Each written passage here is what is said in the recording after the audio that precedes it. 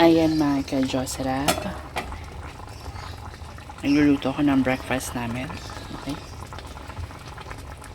Ito is putserong manok. Ayan.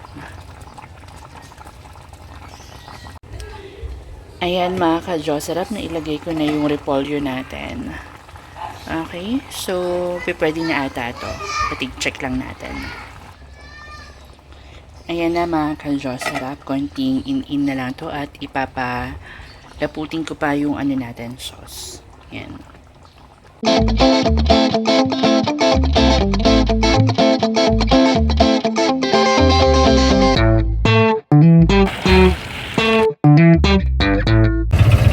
Ayan mga ka-Josrap, tapos na akong mamili. Hindi na ako nakapag-video-video dahil nagmamadali na kami ng kapatid ko dahil anong oras na. Yan yung mga pinamili ko na stock sa bahay.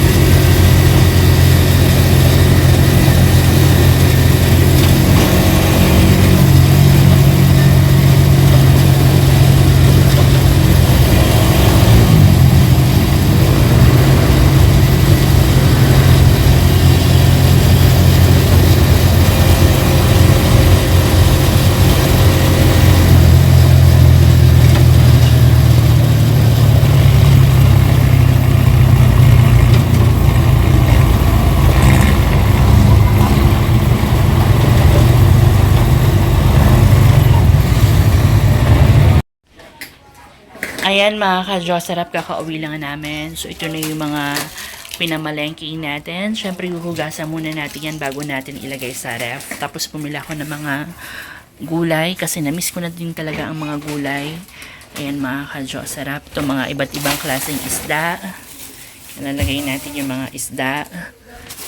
Ayan, mga fresh. Ayan, ito bangus. Ayan. Itong malalaking isda na to, favorite to ng papa ko dati. Ayan. Yung ganitong mga isda na malalaki. Ayan. Tapos tilapia. Bumila ako ng tilapia. 2 kilot kalahati ito. Ayan. So may mga isda tayo dyan. Tapos bumila ako ng gulay na fresh. Ito naman is ano to, pechay. Ayan. Ano pa ba nandito? Ito puset. Ayan, puset. Lagyan natin yung puset dyan. Okay. Tapos, yung manok natin. Ayan, may siomay dito. Tapos, bumila akong isang tray ng itlog. Ayan, mga ka-Josrap. Kunin natin yung manok. Itong manok na to is 3 kilot mahigit. Ayan. Hindi na ako bumili ng karni ng baboy dahil nagbaboy na kami nung nakaraan. So, magbawas tayo ng mga karni. Isda dapat tayo. Okay, tapos ito naman is mga fresh na vegetable. Ayan. Tapos isang buong kalabasa. Ayan, isang buong kalabasa. Tapos meron tayo ditong 1 kilong sitaw.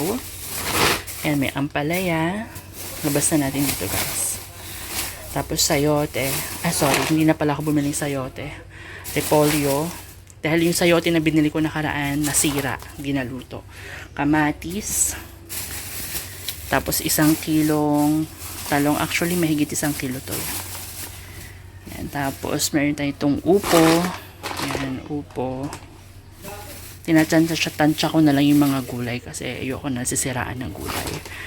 Mahal mga bilihin. Labanos. Yan. Carrots.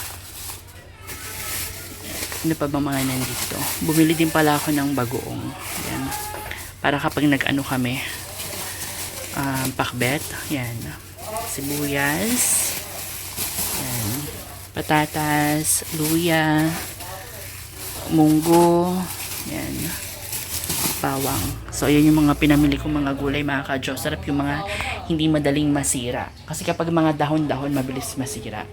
Yan. So, lilinisin naman natin yan at ilalagay natin sa ref. Okay? Yan, ilagay na natin yung mga sibuyas natin. Yung mga pangunahing ingredients kapag nagluluto. Yan. Ilagay ko na. Kailangan talaga maayos sa ganyan. Ito nilagay ko dito kasi ito pa yung mga nakaraan na nabili ko. Kailangan na itong ubusin agad. Ito yung mga gagamitin na kamatis dahil ito yung bago. Ito din, marami pa pala kaming bawang. Nakabili ako ulit, hindi ko na-check. Ito naman is munggo. Yan, bumili ako ng munggo. Dito na natin ilagay yung munggo natin. Okay. Tapos yung luya. Yan, lagay natin yung luya dito. Ayoko kasi mga ka-Diyos, sarap yung dito pa ako bibili sa amin ng mga kailangan lutuin dito sa lugar namin dahil mas mahal siya kumpara kapag bibili ka ng madamihan.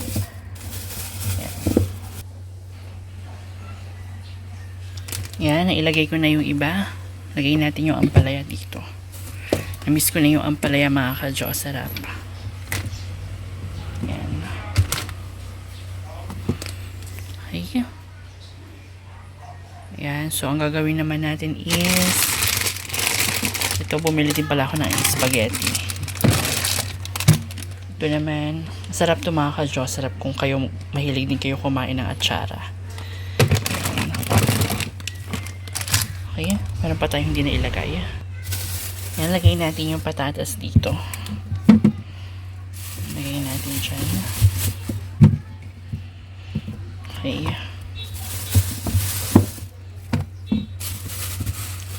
Yan mga ka-Diyos, sarap. So, gumawa rin pala ako ng budget book. Kung ilan yung na-budget ko o ilan yung nagastos ko. Yung mga nilista ko lang is yung mga pangangailangan sa bahay. Hindi ko na sinama dun yung mga pang sariling gastos ko. Kung ano lang yung sa loob ng bahay ng mga kailangan. Yan. Pero yung sa mga business natin, hindi ko sinali doon kasi mas malaki yung kapag sinama ko pa. So, yung mga pangloob lang ng bahay. Yan. Mga bills, yan, mga pagkain. Okay. Baon ng kapatid. Ganyan. Ayan mga ka-Diyos, sarap yung mga nalinis ko na. Ayan, nalinis na natin yung mga isda. So, ngayon pa lang ako natapos. After natin mamalengke.